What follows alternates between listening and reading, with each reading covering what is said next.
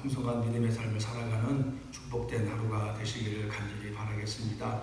오늘 18장의 말씀은 이제 이 애굽 밑에 있는 구로라는 구스라는 나라입니다. 다시 말해 오늘날 말하면 에디오피아라고 표현을 하고 있는데, 그 사람들은 본문의 말씀대로 장대하고 힘이 세고 아주 강력한 나라를 형성하고 있는 그런 시대였습니다. 그런데 하나님은 이사야 선지자를 통해서 이제 말씀하시는 가운데 있는데, 오늘은 본문 18장은 어떤 상황의 말씀이냐면, 아수르가 이제 그 구스를 향하여 전쟁을 일으키고 나가는 그런 과정 가운데 있었습니다. 그래서 이 구스는 그 급박한 상황 가운데 많은 나라에서 이 사신들을 보냅니다. 사신을 보내는 이유는 어떻게 하면 이 급박한 상황에 동맹을 맺어서 저 아수르를 대적할까 하는 그런 생각에 잠겨서 자기들의 생각과 방법을 동원해서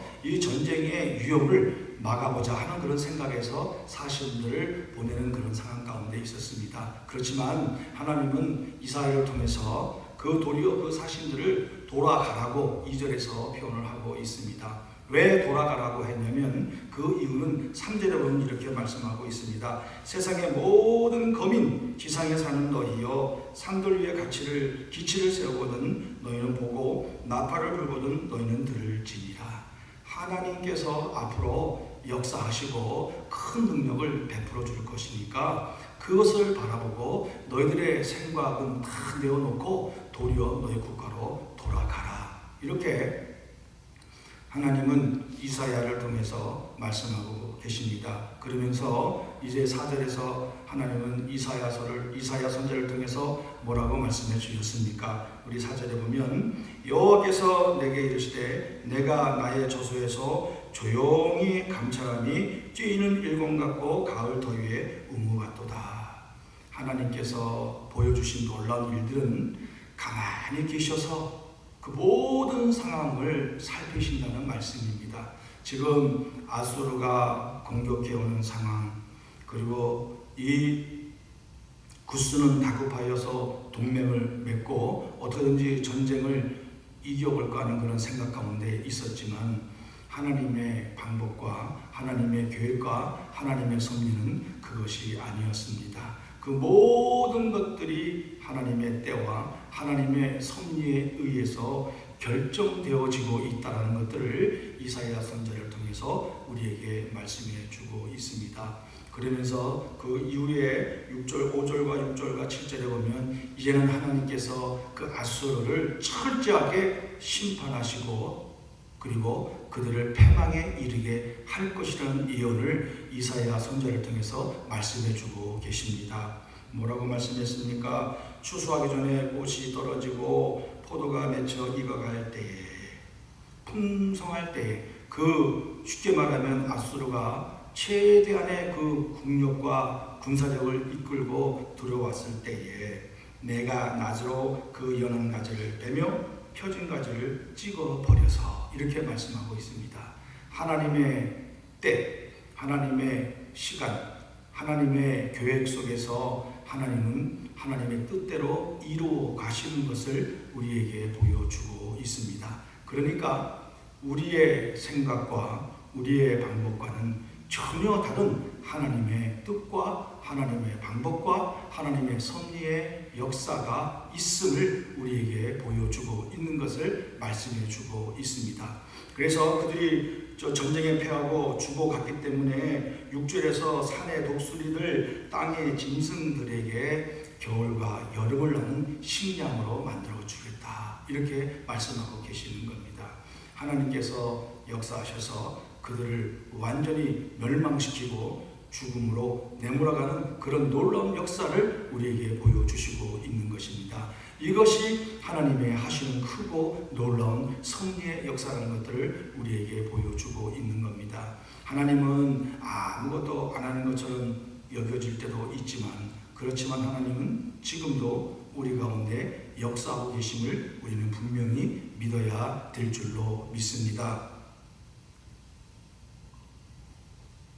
하나님은 이처럼 놀라운 능력과 때를 통하여 우리에게 말씀해 주시고 역사하시는 것처럼 이런 하나님을 바라볼 때 그러면 우리는 어떤 마음을 가지고 살아가야 하겠습니까? 이 놀랍고 섬기신 하나님의 모습을 바라볼 때 우리도 우리의 생각과 이 구스 에디오피아처럼 그 전쟁을 대비하고자 수단과 방법을 자기들의 방법과 수단을 통해서 전쟁을 막고자 노력하고 애썼지만 이것도 다 모든 것이 하나님 앞에 소용없다는 것을 우리에게 보여주고 있는 것입니다. 그렇다면 우리는 이 모든 위험과 어려운 상황에 처했을 때 우리는 어떻게 행동을 해야 할 것입니까? 오늘 말씀처럼 모든 것을 아시고 지켜보시고 역사하시는 그 하나님을 신뢰하고 의지하고 하나님을 믿고 나아가는 그런 믿음으로 살아가야 될 줄로 믿습니다. 그럴 때 하나님께서 우리에게 역사하시고 능력과 은혜를 베풀어 주신다는 사실을 우리는 분명히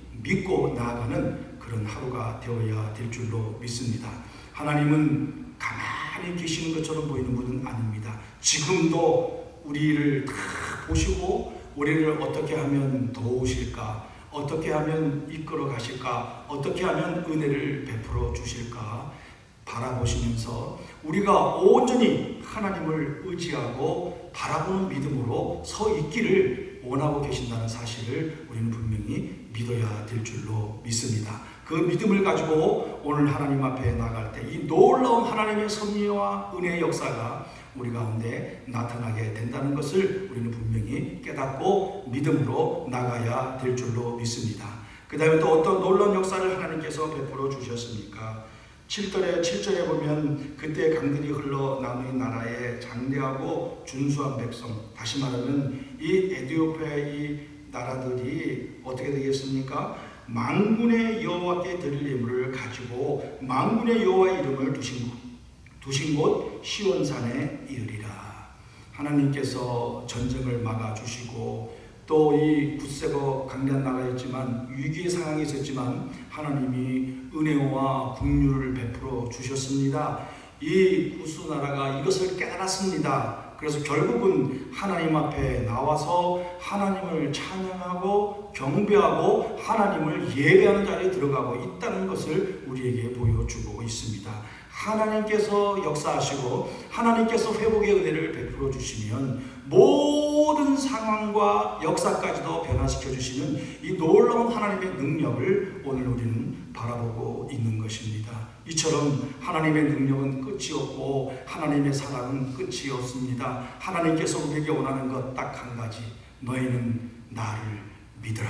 너희는 나를 믿고 의지하고 나를 바라보고 나에게 모든 것을 맡기고 나오라. 이렇게 하면 하나님께서 놀라운 은혜를 오늘 본문 속에서 베풀어 주셨던 것처럼 하룻밤 사이에 아수르 군대 18만 5천 명을 죽이신 하나님이십니다. 그리고 햇빛 내리는 쨍쨍 내리는 그 광야에서 하나님은 매일매일 음식을 공급해 주신 하나님이십니다. 또 수많은 적군들을 물리칠 수 있는 은혜를 베풀어 주신 하나님이십니다. 다윗이 믿음으로 나갈 때마다 전쟁 가운데 승리를 주시는 하나님입니다.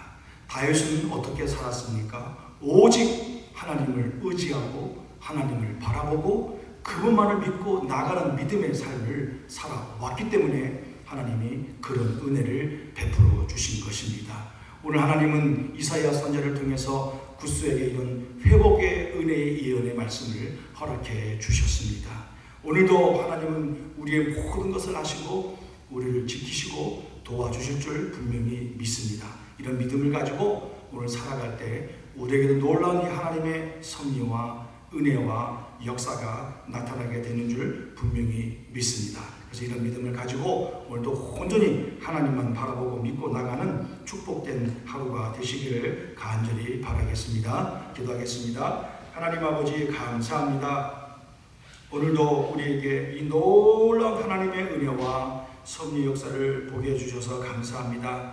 하나님은 지금도 역사하시고 우리의 모든 것을 보시고 이끌어 가시고 인도하고 계신다는 사실을 분명히 믿고 의지하고 따라가는 저희들의 삶이 되기를 간절히 소망합니다. 하나님 아버지 흔들리지 않는 믿음과 우리가 위험을 또 어려움을 처했을 때 이런 방법 저런 방법을 취하는 것이 아니고 그저 하나님 앞에 나와서 하나님 앞에 간구하고 하나님 앞에 모든 것을 맡기고 믿음으로 나가는 은혜를 베풀어 주시고 인도하여 주시옵소서. 오늘도 온전히 하나님 앞에 의탁합니다. 저희들의 삶을 붙잡아 주시고 인도하여 주시옵소서. 감사와 영광과 찬송을 올려드리며 예수님의 이름으로 기도하옵나이다. 아멘.